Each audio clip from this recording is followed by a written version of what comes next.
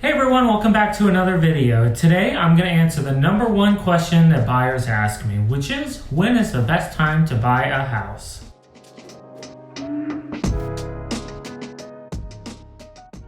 I'm Harrison Knowles with the Knowles Group of Long & Foster in Prince Frederick, Maryland. This question can be a little bit tricky to answer because no two situations are the same, but I really hope this video helps you decide what time of year is best for you to buy. Alright, so my first and kind of most direct answer to this question is going to be when you are ready. It's so important for you not to jump into something until you know that you're 100% ready to go with it. Okay, so a lot of times you'll find that it ends up costing you more if you try to rush into something, especially when it comes to real estate, versus waiting and being patient until you're 100% ready. Buying a house is a big deal. One aspect of it that could end up costing you a lot is interest rates. If you feel like you have to buy now because you're going to save a couple $1,000s on the sale price, but your credit isn't where you need it to be, I think that you'll find you end up spending more in interest because you end up with a higher interest rate than if you had just waited to purchase the house once you got your credit in order. So again, you just really need to be in a good situation and be ready to purchase the house above anything else. Okay, so we'll kind of kick it off with the spring market, which is often known as the best time to buy and the hottest market. While it usually is the hottest market, it doesn't always necessarily mean it's the best time for you to buy. There typically are a lot more listings in the spring market. That's when everybody thinks that they have to list their house to get top dollar. But what comes along with that is there's a lot more buyers as well. You'll find that you are competing with a lot more people when putting in offers. And a lot of times you'll find yourself in multiple offer situations, which is where there's one house, a lot of people really like it, so you have multiple people putting offers in. And what happens is people get emotionally attached to that house because they decide that's the house for them. So then they start raising their offer, and then other people will raise their offer. And it's just a cycle where you end up paying a lot for the house. Because of all this, it can be a little bit more stressful to buy during the spring market. You really need things lined up. You need to be prepared to write offers. You need to be prepared to lose offers sometimes, unfortunately. And you just gotta hold your head up and just keep plugging along. Okay, so the next season that I call it, we'll just kind of follow the seasons as they come, which would be summer.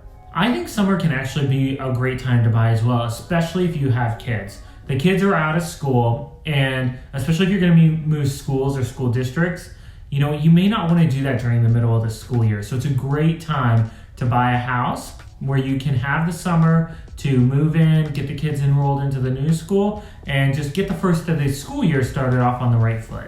During this time, there's still usually quite a bit of listings, so you still have your choice of houses, and you still can, definitely search around, and you're not down to just a couple houses. But with that, there is still some competition. There's still quite a few buyers out there. So you could still find yourself in multiple offer situations and, having to compete with your highest and best offer and putting all your cards out there. Typically late summer and then leading into the next season, which is fall. So late summer, early fall is a lot of times when the spring and summer craze starts to slow down a little bit and house prices really start to settle. But at the same time, there's still a decent amount of inventory, and there's a little bit less buyers out there at that time as well. So late summer actually and early fall can actually be a really prime time to buy a house.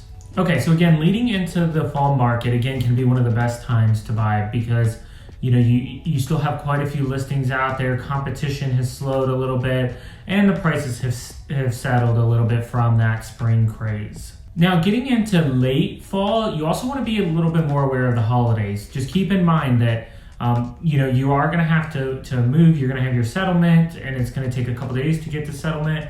Then even after that, there may be things you need to do in the house, including your move, and you don't want to butt that up too close to the holidays if you have Thanksgiving plans or any other plans that might interfere or cause things to be a little more stressful. So keep that in mind. But the flip side to that is there's also a lot of people out there who decide to hold off on buying because they're worried about those holidays. So if you are in a position where you're ready to buy during that time and you don't mind, maybe you're going to other people's houses for the holidays, it can actually really be a good time because typically there's still, some listings out there. There's still a good amount of listings for you to choose from, but competition has really dived down a lot.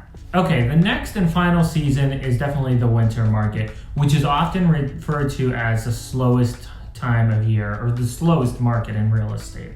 The winter is actually one of my favorite personal times to buy real estate, and the reason for that is because one of the cool things that you're doing is actually beating next spring's market.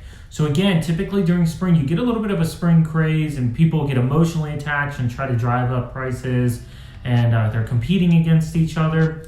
Well, during winter, it's not so much like that. So a lot of times you're getting into the house before that spring market hits, which helps you get a house at a lower price, and then come spring already maybe building some equity just within a couple months. This can also be a much less stressful time to buy. So if you're already stressed out with work or family life or anything like that, or maybe just the process of buying a home in general stresses you out, this may be actually a perfect time for you to buy. Because again, there's less competition. You have a little bit more leisure time and a little bit of time to think about things and not necessarily competing so much with other buyers. One of the only big downsides to that is a lot of times during winter, there are less listings out there. So your house pool is gonna be smaller. But if you're not super picky and you don't mind getting in and doing a little bit of work or something to make it your own and to spruce it up some, it could be the perfect time for you to buy and definitely save yourself a lot of headaches and a lot of offer writing. Well, that's it, guys. Thanks so much for watching. Remember, buying a house really depends on your situation and your specific needs. So different times of years can be better for different situations. So make sure to kind of plan your buying time frame around a time of year that really fits your specific situation and your goals. I hope you learned something new today, and if you want more videos like this, consider subscribing. I put out weekly videos about buying, selling, and investing in real estate. If you have any questions about buying a home whatsoever, leave a question down in the comments below and I'd be happy to answer for you. Make sure to hit the thumbs up button and I'll catch you next time. See ya!